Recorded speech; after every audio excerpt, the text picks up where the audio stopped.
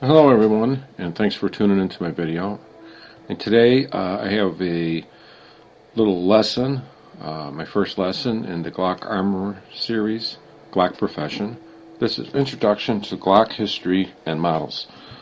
This will be the first introduction to the Glock Armorer course, and I will get more in depth, but this is the first edition of it. I'm going to go ahead and start it, and we're going to actually go through the models, the history, and different things like that. I am not going to read all the words. You can pause this at your leisure, because it would be pretty long if I read everything.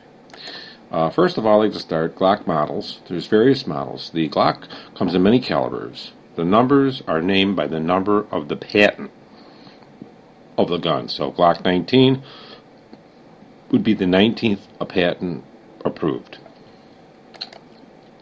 Glock history, the founder was Gaston Glock. He had no experience in firearms. He actually had experience in plastics, advanced synthetic polymers.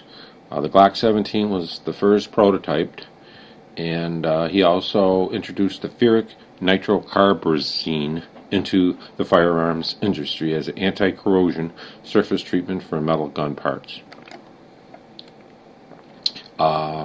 Also, Glock has evolutionary changes over the past 28 years, which each major change is a generation. There's 4 generation changes. Right now we are on the 4th. And let's go through the generations.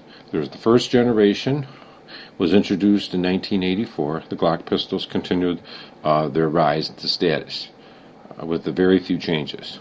Glock switched to the captive recoil spring fairly early in the pistol's life, and the serial number became stamped on embedded steel plates in the dust cover. The second generation, 1988, Glock added some checkering on the front and back straps on all of its models, and in 1990 the locking block was enlarged, and they added an additional crosspin which aided in the non-9mm caliber, and that was easier to assemble. Third generation, 1998, they changed the frame. They had an accessory rail, the universal Glock rail, thumb rest and finger grooves, and the chamber indicator and OD color was added to the lineup. In 2002, the 17, 19, and 34 models started using the larger locking block and additional cross pin to simplify the production. The next would be our 4th generation, and in 2010, Glock brought out the latest version of the Glock Safe Action pistol. The changes, they came in different kind of frames. There was an SF frame, smaller grip circumference with the added back straps, captive dual recoil spring assembly, and a truncated pyramid grip texture and a larger reversible magazine release. The RTF2 came out in 2009 with the pyramid grip texture and scalloped slide serrations. They call them fish gills. It's considered a 3rd generation. Glock produced the RTF2 in 17, 19, 22, 23, and 23C. Then they dropped the crescent-shaped slide serrations and started using the standard slide serrations on the RTF2 models. As of 2011, the RTF2 model Glocks were only available to law enforcement. Majority of law enforcement agencies do use the Glock 17 and 9mm. Many do use the Glock 21 and 45, and also the Glock 20 and 10mm. Like I say, you can read most of this here, and I'll skip some of it. Because of internal safeties, all that's needed in emergencies is to draw the handgun and fire it. It is a striker-fired weapon. It works without a hammer or fire pin. The firing pin or striker sits captive. Now, this is telling you actually how it fires, so you can read through this.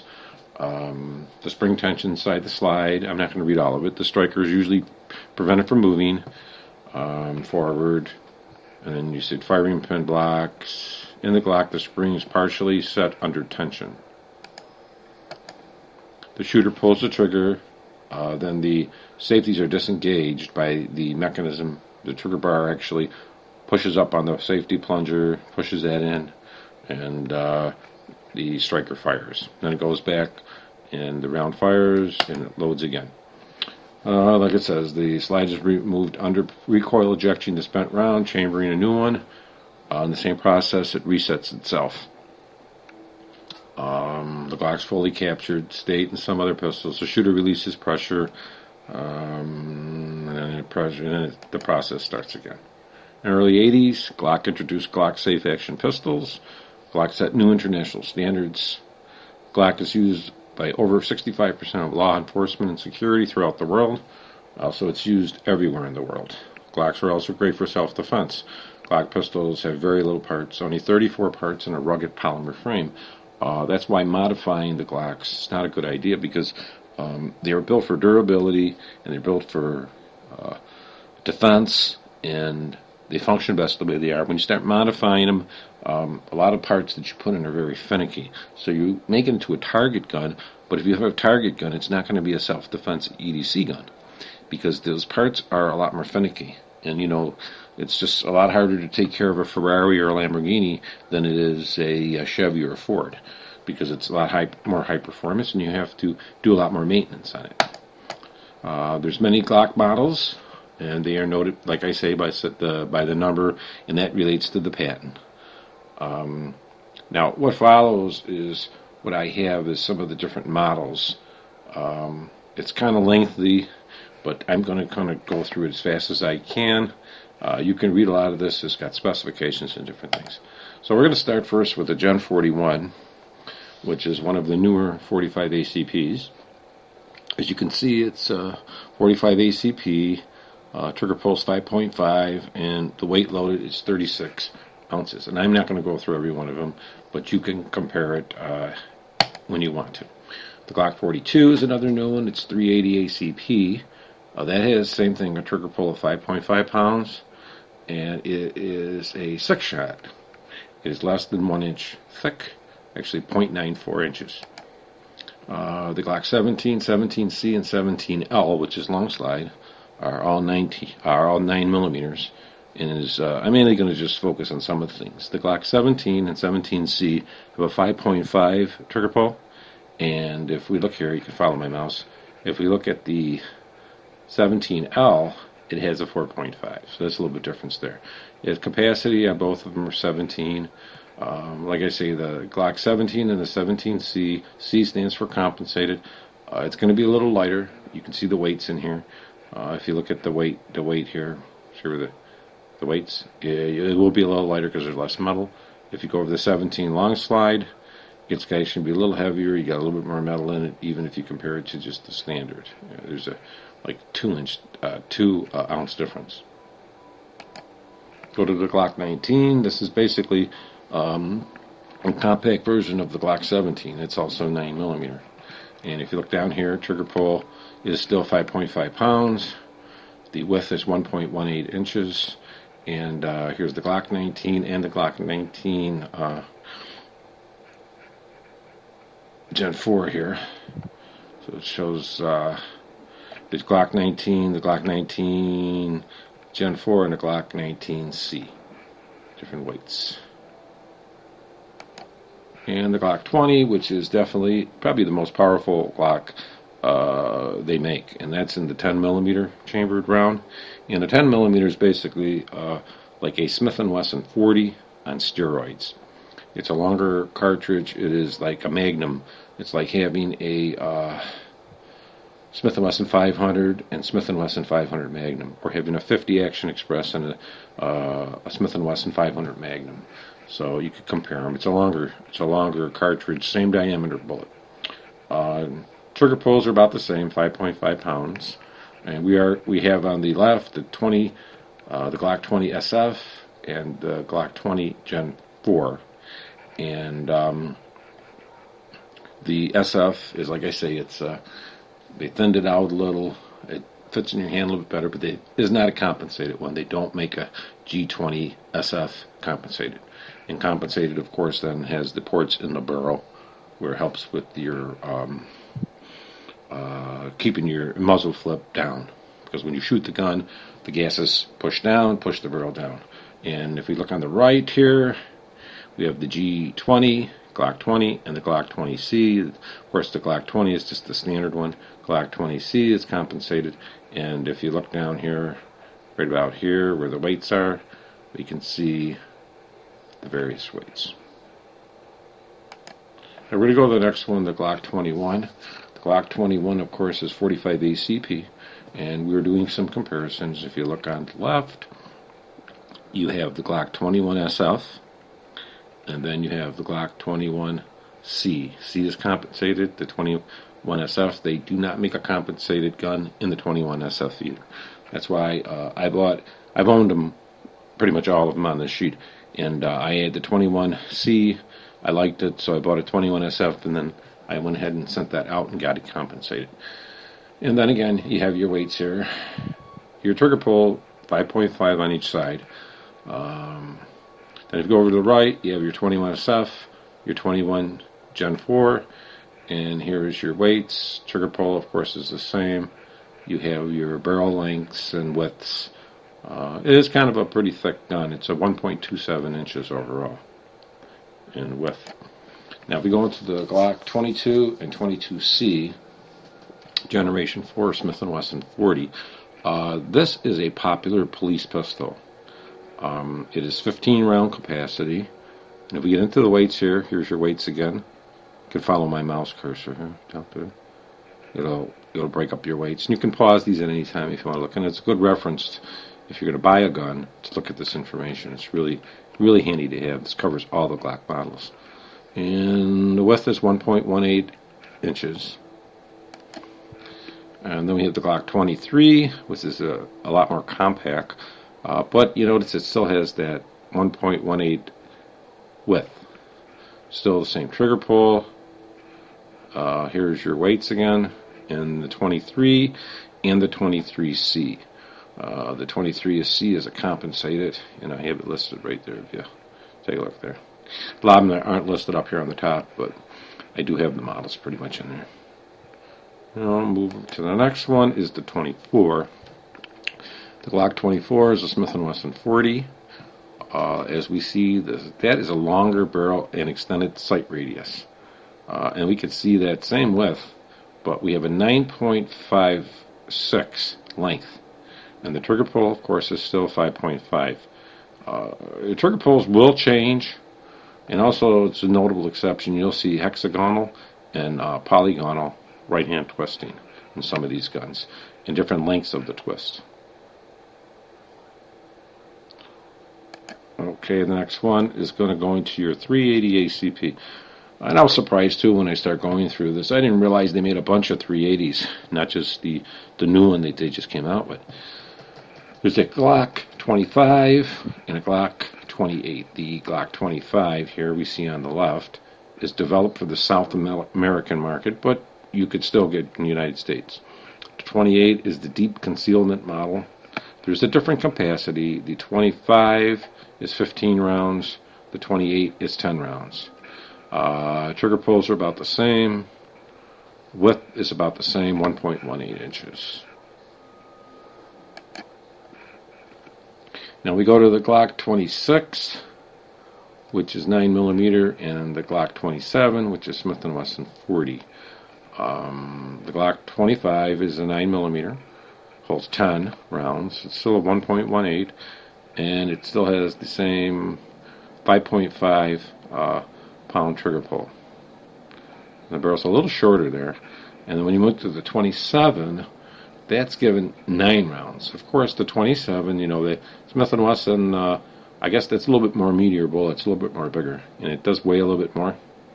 So that's a decision you're going to have to make. Overall, for that difference of one bullet, whether you're going to have a Smith & Wesson 40 or a Glock 9mm, that's a decision you have to make. Pretty much everything looks about the same.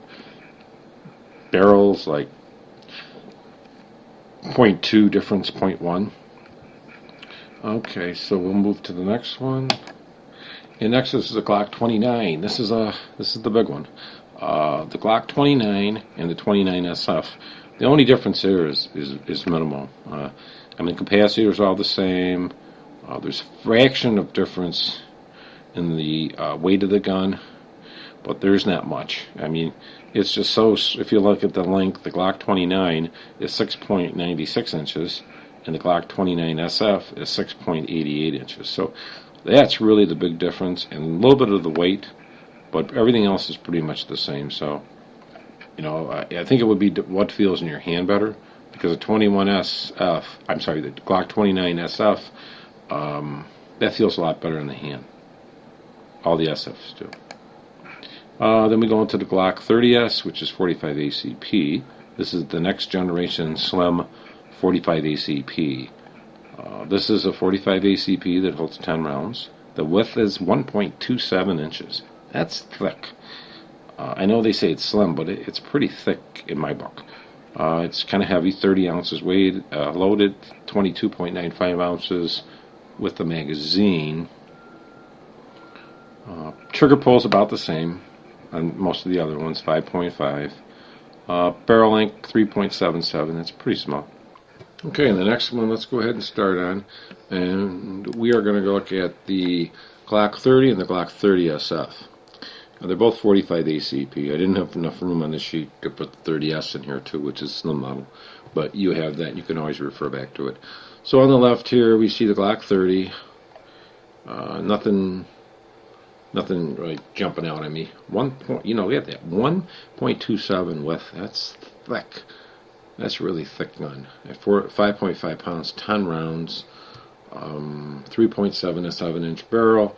The 30 SF, there's not going to be minimal difference if you look in. There's a little difference in weight, and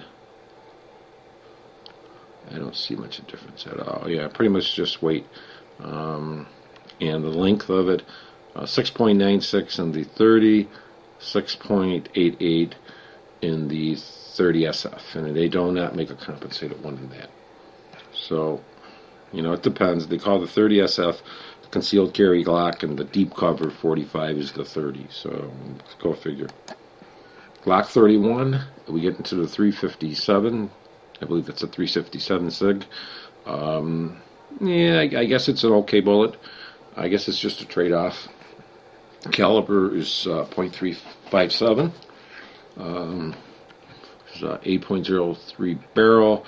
If you look at the weights on these guns here, down with my little cursor here, they have a 31C, which is compensated. They do make one. And there's a difference in weight, of course, because there's a little bit less metal.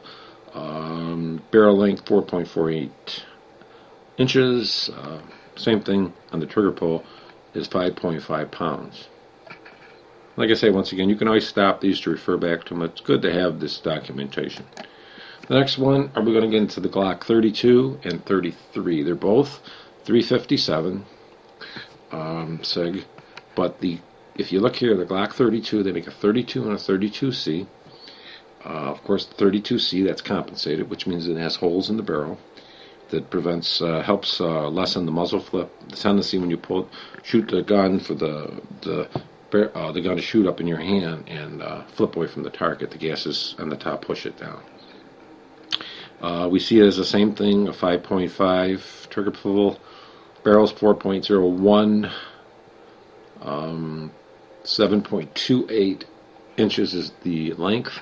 And then we go to the Glock 33, which is concealed carry one, which is supposed to be a little smaller.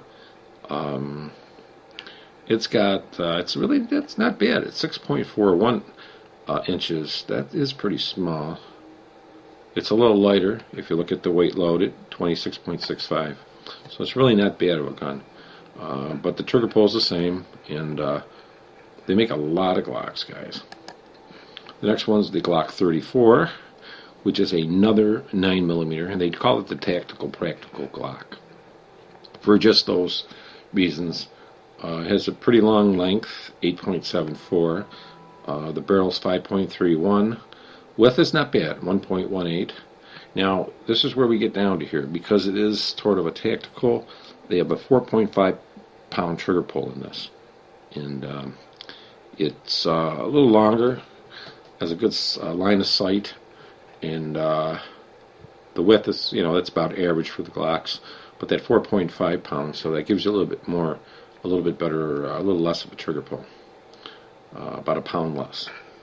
And of course, if you do some internal 50-cent Glock jobs and tune it up like that, I wouldn't recommend putting aftermarket parts in it. But if you did a little tune up on it, you could make it a little bit more accurate and maybe a little bit better trigger.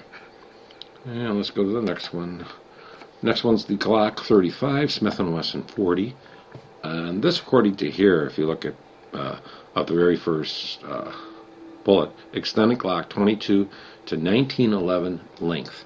So they're making it like the 1911 length. It's a Glock 22 with the 1911 length, so they call it the Glock 35.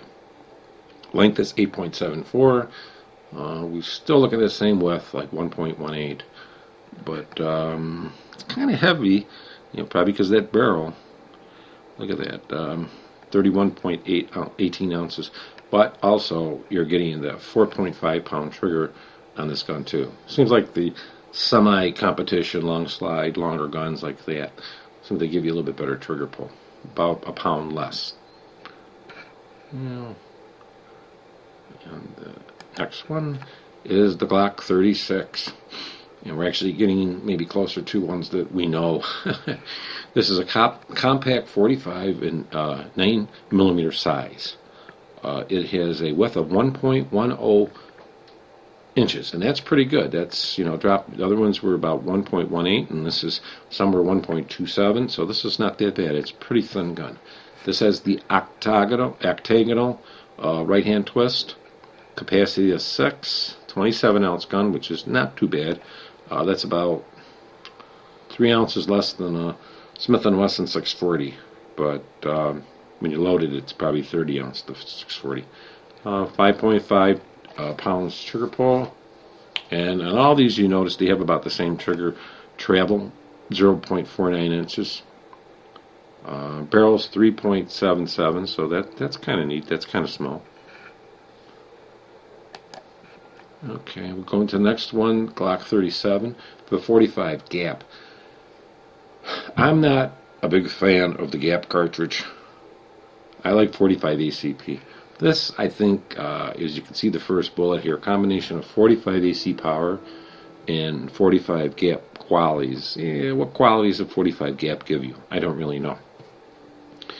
And as notice on some of these have the octagonal versus the hexagonal twist. So what benefit that is, like I say, they decide for the bullet the way it spins to get the most out of the bullet in that particular barrel for that caliber.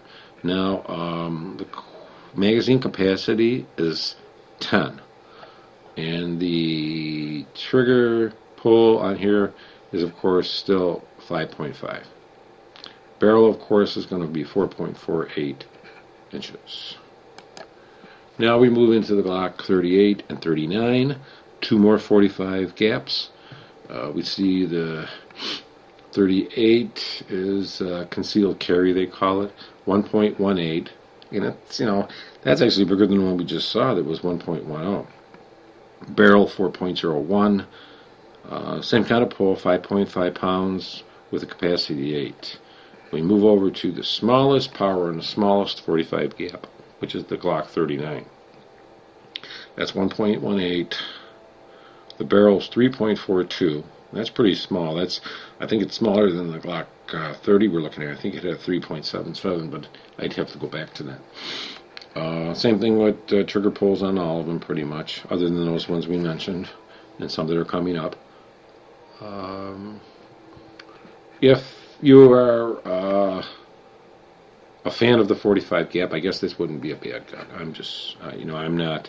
I'd rather have 45 ACP. And then the very last one is the Glock 18. The Glock 18 is a full automatic or select fire automatic machine pistol. The Glock 18 is the non-compensated one. The Glock 18C is compensated. As you can see, the first bullet, selective fire. The barrel is 8.03 inches. Same width, the 1.18. Barrel length is 4.49. This has got the hexagonal twist on it. And the rate of fire On the left-hand side, we see my cursor, 1,200 rounds per minute. This does have a 5.5 trigger pull, barrel length 4.49 inches. That's pretty much, straightforward when you're looking at those. And with the 18 is it. Now that's totally illegal. However, there is some select fire modifications you can do to them, but don't recommend them. Okay, the next one, I just wanted to give you guys a comparison and let you know, you've seen these terminology, polygonal and hexagonal rifling and attributes in these different guns. Polygonal refers to the type of rifling. Hexagonal or octagonal on the 45 ACP and 45 gap models refers to the number of rifling grooves. Okay, so polygonal is the type, hexagonal is the rifling grooves. Glock uses polygonal rifling instead of cut rifling because the Glock polygonal barrel rifling reduces wear and tear on the barrel and creates better bullet-to-bullet fit. This will minimize your barrel residue and produces consistent and increased bullet velocity and resulting in enhanced accuracy. But I just want to correct it because I know you've seen that terminology throughout the course, and I hope you learned something. Like I say, I've always said that I don't recommend people modify their Glocks too much, putting ghost triggers in and pyramid trigger systems and ghost connectors and changing a lot of stuff out. You change it too much, you're going to change the dynamics of the gun. Really, when they made the gun, it was not a target gun. It was down in the dirty EDC, self-defense gun, weapon to get dirty, get wet, get blood and guts on it, and work. When you start modifying it, you change the dynamics of the gun. Plating's okay, maybe maybe doing a 50-cent trigger job, but I would stay away from aftermarket parts because you can actually have problems. And also with them, you don't really want to polish on the back where the striker is too much either. I've known people modify that too much, that little lip, and they can really make their gun actually go full auto and be very dangerous. There's a lot of modifications you can do with the guns. You can do a lot. But just remember also one thing, if you ever plate your gun and you plate it like a PVD coating or something, heat gets hot, the inside sleeve, there is a inside sleeve the striker rides it, that can actually get melted. So you got to be really careful there. You should probably get a tool. I will have a video on that in the next probably armor course that I'll be presenting. So thanks a lot for tuning in. I hope this was educational. I do have some little icons and stuff you can click on throughout the slideshow presentation that will take you to different places to give you a little information on more on the Glocks. But thanks a lot. Stay tuned for my next, the Glock Armor, Glock Perfection. Thanks for watching, guys, and hope everybody has a great day. Thanks.